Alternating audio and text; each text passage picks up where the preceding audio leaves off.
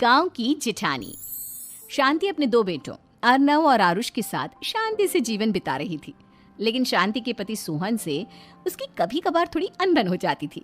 एक दिन शांति रोज की तरह सुबह का खाना बना रही थी, तभी दरवाजे की घंटी बजी। घंटी की आवाज सुनकर वो दरवाजे की ओर जाते हुए कहती है, अरे आती हूँ, कौन है, सब्र करो। शांति दरवाजा खोलती है तो देखती है कि उसके जेठ मोहनदास सामने खड़े होते हैं। वो सक पकाकर अपना घूंघट करती है और पैर छूकर कहती है, आइए आइए जेठ जी। कैसी हो शांति? जी मैं तो बिल्कुल ठीक हूँ, सब आपकी मेहरबानी है भाई साहब। शांति और मोहनदास की बातें सुनकर शांति का पति सोहन और उसके दोनों बेटे बाहर आ जाते हैं। अरे भैया राम राम, कैसे हो आप? राम राम भाई। अरे शांति ऐसे खड़ी खड़ी क्या देख रही हो? चाय कॉफी कुछ लेकर आओ, भैया आए हैं। शांति तेजी से रसोई की ओर आगे बढ़ती हुई कहती है, अरे मेरी माँ, गेट खोलने के चक्कर में मेरे तो चावल ही जल गए।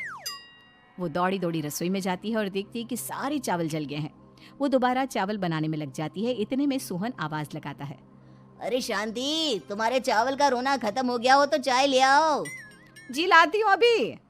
शांति जल्दी जल्दी चाय बनाती है और मोहनदास को चाय देती है। सब एक दूसरे की खैर खबर पूछते हुए चाय पीते हैं। चाय खत्म होती ही मोहनदास शांति की ओर देखते हुए मजाक में कहते हैं, शांति, अब तुम्हारी चाय में दम नहीं रहा, अब हमें चाय बनाने वाली बदलनी पड़ेगी। ये कैसे मुमकिन होगा जेठ जी, घर और बाहर का सारा काम मुझे ही करना पड़ता है और कभी कभी जल्दी जल्दी के चक्कर में काम बिगड़ जाते हैं, जैसे आज चावल जल गए। अरे इसी का तो हल लेकर आया हूँ। मैंने रिश्ता देखा है अर्नव और आरुष के लिए। दोनों लड़कियां बहुत सुंदर और सुशील हैं। अगर आप दोनों इजाजत दें तो बात करूँ आगे। सोहन और शांति रिश्ते की बात सुनकर कहते हैं, अब ठीक है, बात चलाइए ना भैया, पर पहले लड़की के बारे में कुछ बताइए तो सही। हाँ भाई साहब, लड़की कैसी है, परिवार कैसा है, कहाँ के रहने वाले हैं? देखो परिवार तो बहुत अच्छा है, पर वे दोनों लोग बहुत गरीब हैं। दहेज में कुछ मिलेगा नहीं। अरे हमें दहेज में कुछ चाहिए भी नहीं, बस लड़की संस्कारी होनी चाहिए। एक लड़की तो पढ़ी लिखी है और शहर की रहने वाली है, पर दूसरी अपनी गरीबी की वजह से पढ़ न सकी और गांव में रहती है, लेकिन दोनों है बहुत खूबसूरत। अगर तुम सबको देखते ही पसंद ना आ जाए तो मेरा नाम बदल देना। हाँ, पर तो हम आंखें मूंद कर भरोसा कर सकते हैं भैया। आप आगे बात चलाइए, हम शादी करने को तैयार हैं। कुछ ही दिन में अर्नव और आरुष की शादी हो जाती है। आरुष की शादी अनपढ़ लड़की मंजरी से हो जाती है, जो कि बहुत भोली भी होती है, और अर्नव की शादी पढ़ी लिखी लड़की तनुजा से हो जाती है, जो कि घमंडी और चालू होती है। एक दिन मंजरी घर के काम कर रही थी कि अचानक शांति उसे आवाज लगाती है, बड़ी बहू, ओ बड़ी बहू, मंजरी जल्दी यहाँ आओ। मंजरी जल्दी जल्दी शांति के पास जाती है। बेटा मेरे पैर दबा दे, बहुत दर्द हो रहा है। जी माँ जी, बस बर्तन धोकर आती हूँ। अरे बैठ यहाँ, मेरे पैर में बहुत तेज दर्द हो रहा है, बर्तन छोटी बहू धो लेगी। मंजरी शांति के पैर दबाने लगती है तो शांति तनुजा को आवाज लगाती है, छोटी बहू, और छोटी बहू। तनुजा थोड़ी देर से आराम से चलकर आती है। जी माँ जी, आपने बुलाया मुझे? आपको कोई काम था क्या? तू कुछ काम कर रही है या? शांति की बात काटते हुए तनुजा बोलती है, कुछ नहीं माँ, फोन पर अपने घर पर बात कर रही थी। अरे बाद में बात करियो अपने घर वालों से, पहले जाके बर्तन धो ले। तनुजा मुंह बनाते हुए अपनी जिठानी की ओर देखती है और मन ही मन कहती है, ये महारानी वहां बैठी है, ये नहीं कि बर्तन धो ले। मैंने इतनी पढ़ाई बर्तन धोने के लिए की थी क्या? तनुजा दांत पीसकर वहां से चली जाती है। अगले दिन सब दफ्तर चले जाते हैं, तभी डाकिया चिट्ठी लाता है। शांति चिट्ठी लेकर मंजरी से कहती है, बड़ी बहू, जरा छोटी बहू को बुलाना, एक चिट्ठी आई है। मेरी तो आंखें कमजोर है तो मुझसे पढ़ा नहीं जाएगा। मंजरी तनुजा के पास जाकर कहती है, तनुजा, तुम्हें माँ जी बुला रही हैं। मुझ पर हुक्म मत चलाओ, काम बताओ काम। अरे मैंने तुम पर कहाँ हुक्म चलाया, और हुक्म चला भी दूंगी तो क्या हुआ? तुम तो मेरी छोटी बहन की तरह हो ना।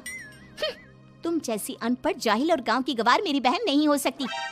बेचारी मंजरी तनुजा की बात सुनकर अपना सा मुंह लेकर रह गई। कोई चिट्ठी आई है, माँ जी तुमसे पढ़वाना चाहती है, बस इसलिए बुला रही हैं। मुंह टेढ़ा करके तनुजा मंजरी का मजाक बनाती हुए कहती है, अनपढ़ कहीं की।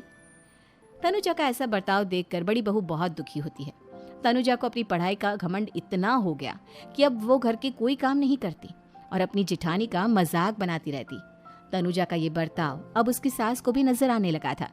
एक दिन शांति ने अपनी बड़ी बहू से कहा, मंजरी, तनुजा हर समय तुम्हारा मजाक उड़ाती है, तुम्हें गुस्सा नहीं आता क्या? आता तो है माँ जी, लेकिन मैं क्या करूं?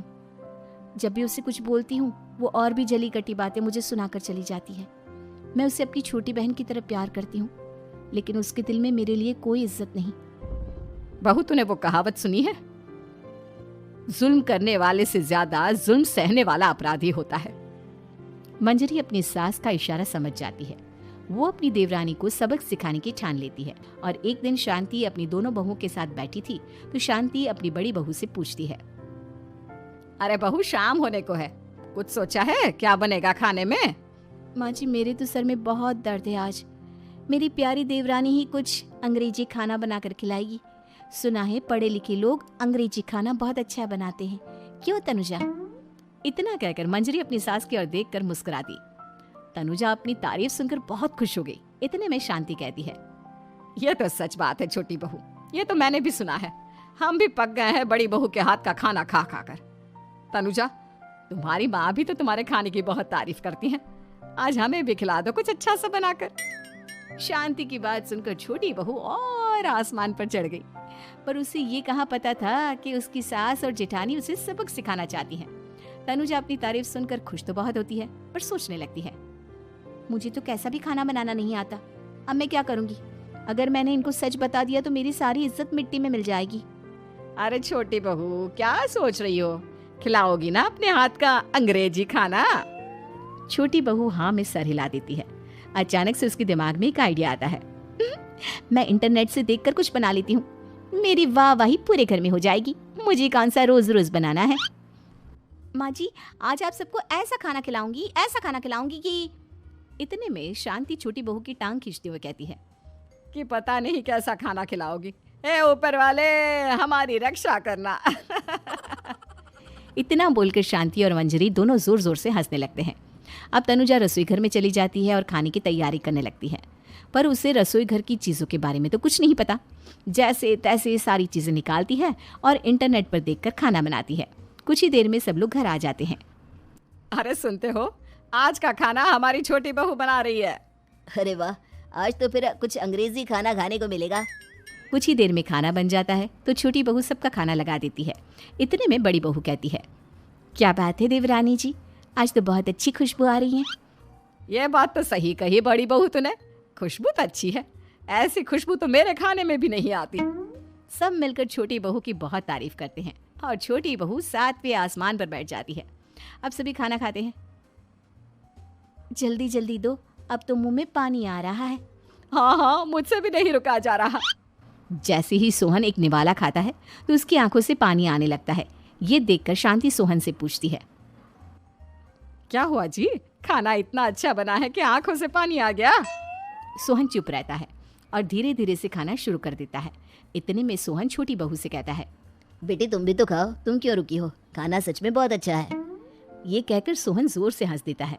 फिर सब खाना खाने लगते हैं, लेकिन खाने में नमक और मिर्च तेज हो गई थी। तनुजा से कोई कुछ नहीं बोलता, बल्कि उसे भी खाने को कहते हैं। जैसे ही छोटी बहू खाना खाती है वो पानी पानी कहकर चिल्लाती है, पानी, इसमें तो पानी।